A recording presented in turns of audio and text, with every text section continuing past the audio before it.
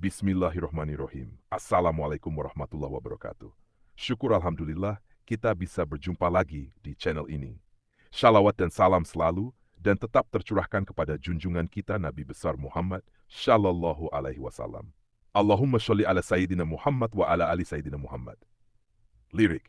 Hai, harapan dan doa saya semoga semuanya selalu diberikan kesehatan, dilapangkan rezekinya, diampuni dosa-dosanya, dan dipanjangkan umurnya. Amin ya Rabbal Alamin.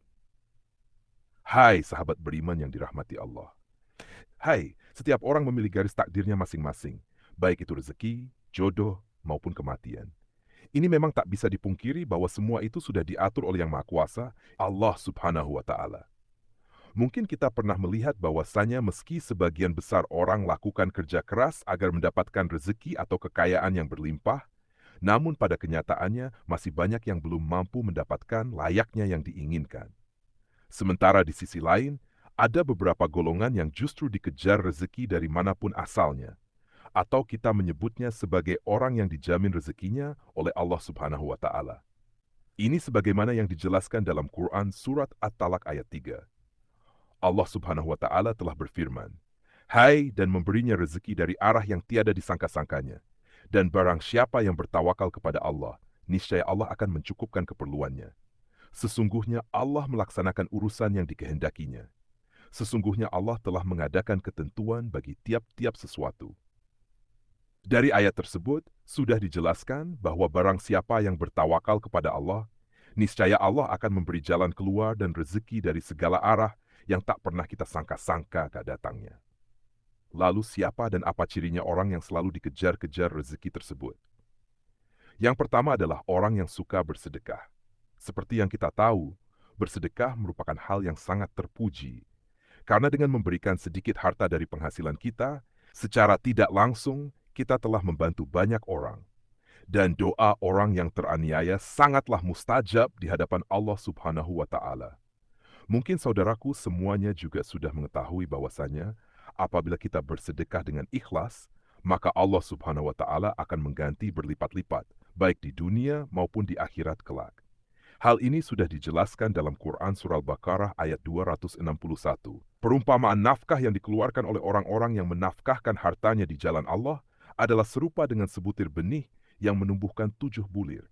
Pada tiap-tiap bulir 100 biji. Allah melipat ganjaran bagi siapa yang Dia kehendaki. Dan Allah maha luas karunia-Nya, lagi maha mengetahui. Hai sahabat beriman yang dirahmati Allah, bolehkah kita bersedekah dan berharap Allah Subhanahu wa Ta'ala mengganti sedekah yang kita keluarkan dengan kekayaan di dunia? Itu boleh-boleh saja selama kita mengharapnya hanya kepada Allah Subhanahu wa Ta'ala dan bukan mengharap supaya ada seseorang yang memberikan kita kekayaan setelah kita bersedekah. Ini yang tidak dianjurkan. Kenapa? Karena kita sudah berharap kepada sesama makhluk ciptaan Allah Subhanahu wa Ta'ala. Sedangkan Allah Subhanahu wa Ta'ala sudah memerintahkan untuk tidak menggantungkan diri kepada sesama makhluknya, yang menandakan kita telah menyekutukan Allah dengan sesuatu. Lalu yang kedua, orang yang gemar bersyukur. Ini sudah tidak dipungkiri lagi, bahwasanya apabila kita selalu bersyukur setiap saat, baik ketika mendapatkan rezeki yang berupa harta benda, kesehatan, atau bahkan dalam kondisi diuji dengan sakit pun, kita bersyukur, insya Allah. Allah Subhanahu wa Ta'ala akan menambah nikmat kita dan dengan kuasanya akan mengangkat penyakit dalam diri kita. Di dalam Quran Surah Ibrahim ayat 7, Allah Subhanahu wa Ta'ala sudah berfirman, "Dan ingatlah juga, tatkala Tuhanmu memaklumkan, sesungguhnya jika kamu bersyukur, pasti kami akan menambah nikmat kepadamu. Dan jika kamu mengingkari nikmatku, maka sungguhnya azabku sangat pedih."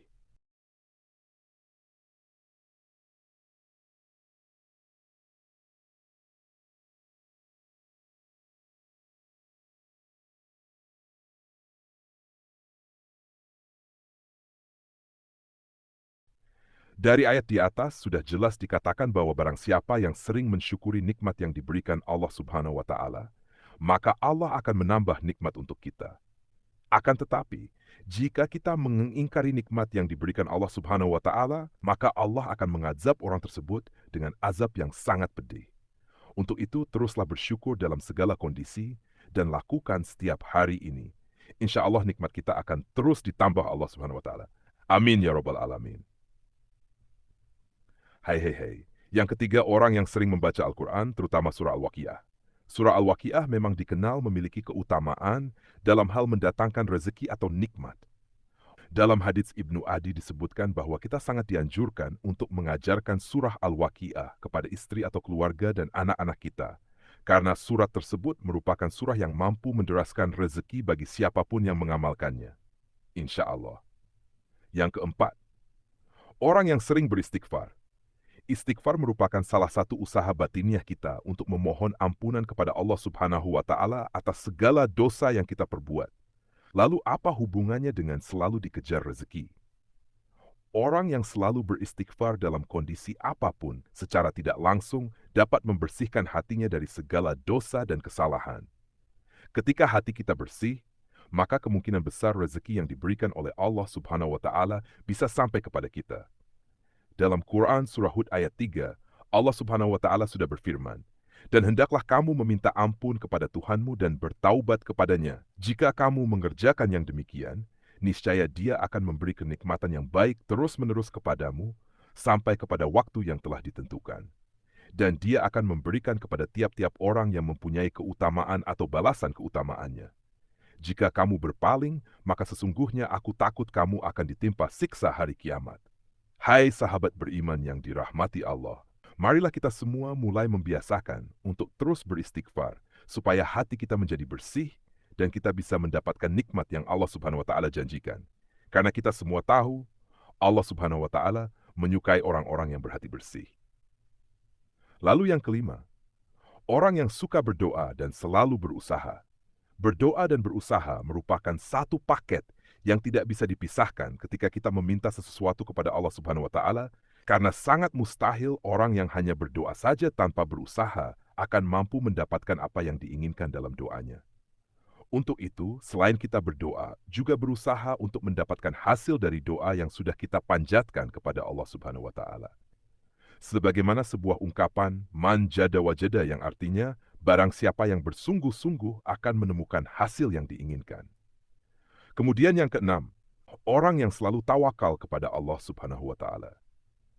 Secara harfiah, tawakal adalah berserah diri dan menyandarkan hati hanya kepada Allah Subhanahu wa Ta'ala. Orang yang tawakal merupakan orang yang sangat yakin, seyakin-yakinnya, bahwasanya hanya Allah Subhanahu wa Ta'ala saja yang dapat memberi, memberikan, dan mencegah. Oh, maksudnya adalah memberi manfaat dari apa yang telah diciptakannya, memberikan nikmat kepada setiap manusia dan seluruh jagat seisinya, serta mencegah keburukan yang dilakukan manusia maupun dari setan. Dari Umar bin Khattab radhiyallahu anhu, Rasulullah shallallahu alaihi wasallam pernah bersabda, "Seandainya kalian sungguh-sungguh bertawakal kepada Allah, sungguh Allah akan memberi kalian rezeki, sebagaimana Allah memberi rezeki kepada seekor burung yang pergi dalam keadaan lapar dan kembali dalam keadaan kekenyangan." Hadis riwayat Ahmad, Tirmidzi, Ibnu Majah, Ibnu Hibban, dan Al-Hakim. Dari hadis tersebut sudah sangat jelas dikatakan bahwa seekor burung saja Allah Subhanahu wa Ta'ala sudah menjamin rezekinya.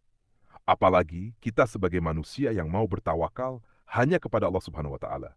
Insya Allah, rezeki tidak akan pernah putus diberikan oleh Allah Subhanahu wa Ta'ala kepada kita. Wallahu alam bisyawab. Demikian yang bisa saya bagikan. Semoga video ini bermanfaat untuk kita semua. Amin ya Rabbal Alamin.